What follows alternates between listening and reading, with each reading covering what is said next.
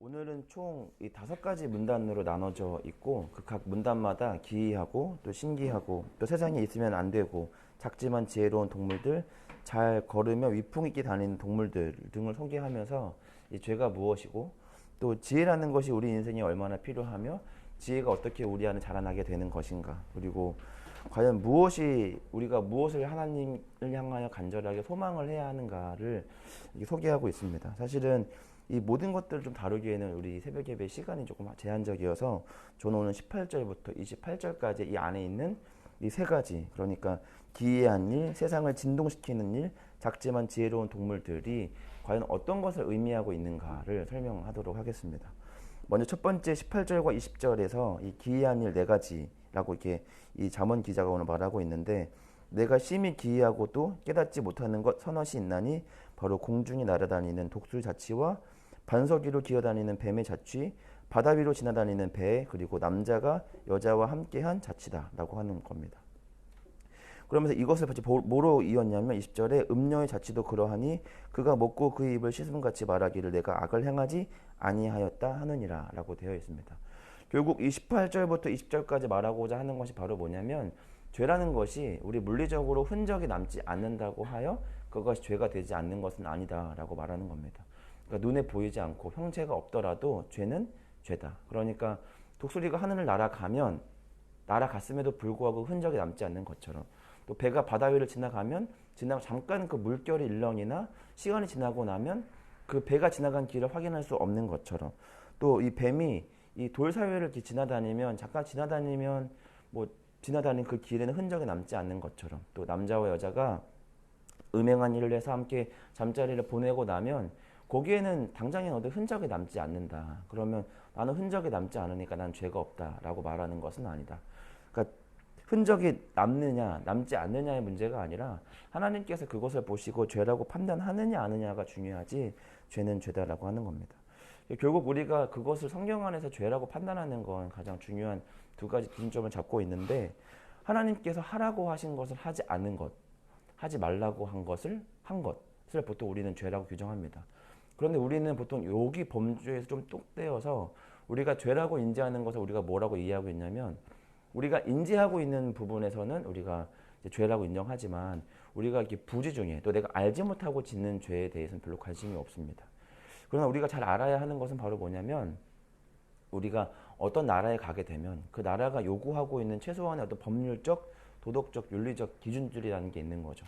그래서 어느 나라에 가면 하면 안 되는 행동, 단순히 그게 윤리적이건 도덕적인 정도의 개념이라고 하면 그냥 사람들의 눈살을 찌푸리는 정도로 가게 되지만, 그러나 그 나라에서 하면 안 되는, 법률적으로 내가 행동을 하게 되면 제재를 받는 어떤 행동들을 하게 되면 그건 몰랐다라고 하는 것은, 그것은 어떤 충분한 합리적인 이유가 될 수 없다라는 겁니다. 그러니까 우리가 말씀을 볼 때, 또 하나님의 백성 살아갈 때에도 기본적으로 하나님께서 싫어하시는 것들을 대표적으로는 알고 있는 거죠. 간음하는 것, 또 거짓말하지 않는 것, 정직한 것, 대표적으로 우리가 그렇게는 알고 있지만 세분화해서 하나님이 어떠한 자들을 기뻐하고 싫어하시는지를 우리는 깊이 알지 못합니다. 그러니까 우리가 인지하고 있는 범위 내에서는 우리가 행동하거나 또 그렇게 하면 내가 죄를 지었구나, 또 누군가가 나한테 왜 그랬니 이렇게 말하면 그러게 하면서 그런 부분들에 대해서 죄는 내가 인정하지만, 그러나 내가 알지 못하고 지은 죄에 대해서는 회개할 수 없는 노릇입니다. 그래서 욥기 1장에 보면 욥도, 그러니까 자신과 가족들의 죄를 위해 이 화목하는 것, 현목제하는 것 중에 하나가 뭐가 있냐면, 하나님께 이렇게 내가 의도하지 않거나 또 모르고 지은 이 죄가 있을까 싶어서 그런 죄까지도 하나님께 회개하는 이 욥의 모습이 나옵니다. 그러니까 제일 좋은 건 이런 모습일 수도 있겠죠. 그러니까 내가 알지 못하고 또 내가 인지하지 못하고 짓는 죄가 있을 수 있으니까, 혹시라도 그런 부분들이 하나님께 어떻게 불편하게 다가갔는지, 또 내가 어떻게 교정되어야 되는가를 회개하는 것은 제일 중요하지만, 가장 먼저 우선되어야 되는 건 바로 뭐냐면, 그러니까 내가 알지 못하고 짓는 죄들이 무엇이 있는가를 먼저 살펴봐야 된다는 겁니다. 그래서 우리는 흔적이 남지 않으니까 죄가 아니다라고 말하는 그런 어리석은 자가 되지 말고, 먼저 하나님께서 어떠한 자들을 기뻐하시고 싫어하시는가를 우리는 말씀 앞에 먼저 서야 한다. 그리고 말씀을 통해서 하나님이 어떠한 자들의 예배를 받으시고, 또 어떠한 자들의 삶을 기뻐하시고, 또 어떠한 자들의 예배를 받지 아니하시면 어떠한 자들의 삶을 또 이렇게 가증하게 여기시는지 우리는 말씀을 통하여 확인하고 또 그렇게 살아가고 또 하나님께서 원치 않는 삶을 살아가지 않도록 우리는 부단히 노력을 해야 합니다. 두 번째로 우리가 보는 것은 21절과 23절에 보면은 세상을 뒤흔드는 것, 세상을 진동시키며 세상이 견딜 수 없게 하는 것, 선엇이 있나니 이렇게 되어 있는데 이걸 조금 더 쉽게 말하면 세상에 있으면 안 되는 것 이렇게 표현하면 될 것 같습니다. 그게 뭐가 있냐면 종이 임금이 되고 미련한 자가 음식을 배불리 먹고 미움받는 여자가 시집을 가고 여종이 뭐 주모를 이은 것, 주모라고 되어 있으니까 조금 이해하기가 어렵지만 여종이 여주인이 되는 것이라고 이해하면 되겠습니다. 그러니까 세상에 있으면 안 되는 네 가지가 종이 임금이 되고 또 미련한 자가 음식을 먹으면 안 되고 이렇게 되어 있으니까 그러니까 뭔가 마치 약간 인도의 약간 카스트 제도처럼 내가 태어난 나의 삶의 형편에 그냥 만족해야 되는가, 가난하면 그냥 죽을 때까지 가난해야 되고 또 미련한 사람이면은 음식도 배불리 못 먹나 이런 좀 불편한 마음이 당장에는 말씀을 보겠지만 이거는 어떤 노력에 의한 신분 상승을 하면 안 된다가 아니라 자격 없는 자가 이 가면 안 되는 곳이라는 거죠. 그러니까 뭐 신분적으로 종인데 너무 실력도 있고 지혜롭고 능력이 있어서 이런 사람이 임금이 되면 안 되냐? 아닙니다. 그건 아니죠. 왜냐하면 우리가 알지만 다윗도 사실은 목동에서부터 시작해서 왕이 된 것이기 때문에 목동도 왕이 될 수 있습니다. 그러나 중요한 거는 바로 뭐냐면 왕이 된다면 거기에 걸맞는 자격과 실력을 갖춰야 된다라고 하는 거죠. 음식을 내가 먹는다라고 하는 것은 균형 있게 나한테 건강하게 먹을 수 있어야 되는 거죠. 이렇게 무식하게 내 눈앞에 음식이 많다고 해서 막 욕심껏 먹다 보면 반드시 탈이 나기 마련입니다. 그러니까 이 음식을 가장 건강하게 먹지 않으면 어리석은 사람은 앞에 맛있는 음식이 깔려 있으면 그거 먹느라 허겁지겁 먹느라 자신의 건강이 어떻게 망가지고 있는지도 모른 채 음식을 먹게 되기 때문에 미련한 자에게는 적당량의 음식이 그 앞에 있는 게 차라리 낫다. 그리고 미움받는 여자가 시집을 가는 것, 여종이 주모를 잇는 거 모두 똑같습니다. 여주인이 되거나 또 이 가정을 이루한 아내가 되고 또 엄마가 된다. 또 남편이 되고 또 아버지가 된다는 것은 이 가장으로서 이 집을 이끌어 가야 되는 삶의 책임이 그들에게 존재하는 것이죠. 그러니까 실력을 갖추고 결혼하면 제일 좋은데 결혼함에도 불구하고 그 실력이 미처 엄마와 아빠로서 충분한 수준이 되지 못한다면 그때서라도 충분하게 좋은 엄마, 좋은 아빠, 좋은 남편과 아내, 임금이 되기 위해서 부단히 애를 써야 된다라고 하는 거죠. 그러니까 사울도 아마 비슷한 심정이었을 겁니다. 그가 의도하지 않게 하나님의 지목을 받아서 그가 왕이 됐습니다. 충분한 준비를 하기도 전에 이미 왕으로 하나님 앞에 부르심을 받았죠. 그러나 중요한 거는 바로 뭐냐면 준비가 되지 않은 채 마치 어떠한 흐름과 하나님의 인도하심 속에서 먼저 그 자리에 앉을 수 있다. 이렇게 될 수 있습니다. 엄마든 아빠든 또 어떤 우리가 삶의 어떤 공동체 어떤 뭐 회사든 뭐 교회든 뭐 어떤 공동체든 내가 생각할 땐 아직 내가 그런 자리에 오를 만한 실력이 없는데 어느새 보니까 그런 자리에 오를 수 있습니다. 그러면 중요한 거는 내려가야겠다 이렇게 스스로에 대한 책임을 덜 게 아니라 거기에 걸맞는 실력을 이제 갖춰야 된다.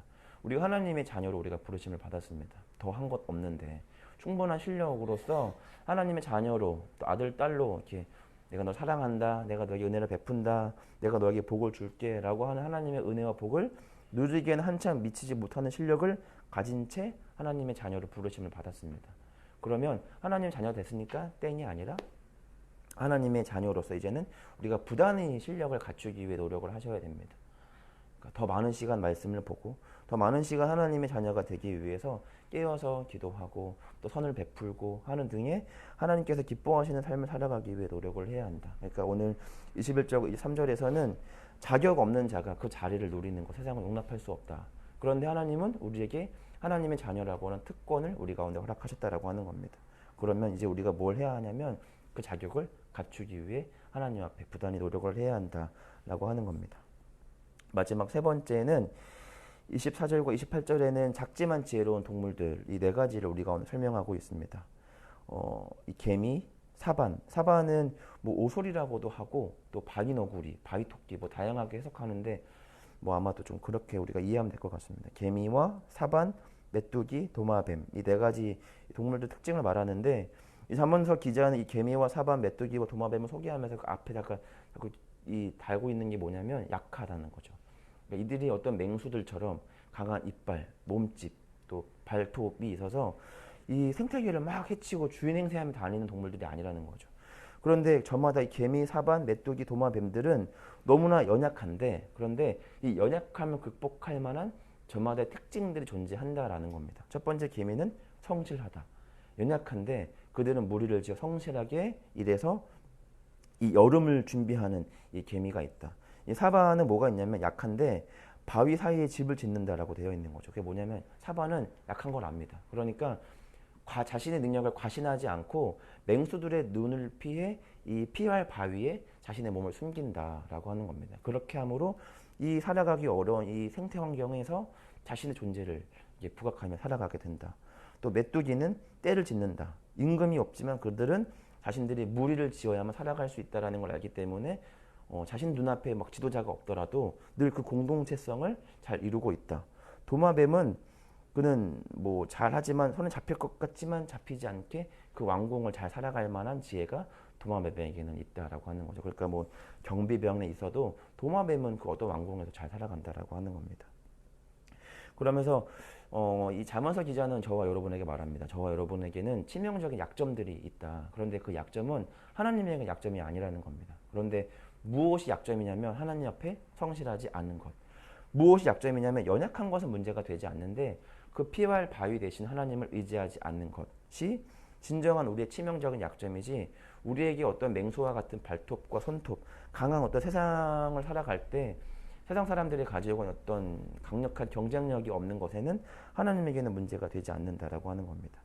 그리스도인들이 서로 저마다의 특징들을 자부하며 너는 그게 잘못됐어, 난 이게 잘났어 라고 하며 갈라지는 것이 문제지, 가장 중요한 거는 이 메뚜기처럼 한 공동체성을 이루는 것, 또 어떠한 상황 속에서도 내가 지혜를 가지고 이 왕궁을 잘 이렇게 다닐 수 있는 지혜가 우리 가운데 필요하다고 하는 겁니다. 그래서 이 네 가지 동물들을 우리 가운데 보여주며 하나님께서는 우리 저와 여러분에게 있는 그 연약함 괜찮다.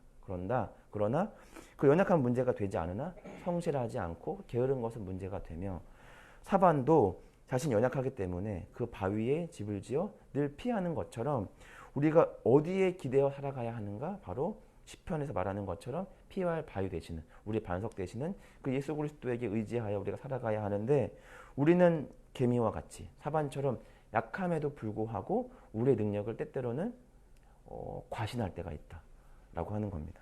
그래서 우리는 아주 약하지만 그러나 반드시 우리 가운데 필요한 게 바로 뭐냐면 지혜롭게 우리가 이 어려운 세상을 어떻게 살아가야 하는가를 반드시 잘 살펴보아야 한다라고 하는 겁니다. 잠언 30장 33절 오늘 마지막 본문의 결론은 그렇습니다. 젖을 저으면 엉긴 젖이 되고 코를 비트면 피가 난다. 노를 격동하면 다툼이 난다. 결국 33절이 말하는 건 바로 뭐냐면 어떠한 노력에는 저마다의 결론이 주어진다라고 하는 거죠.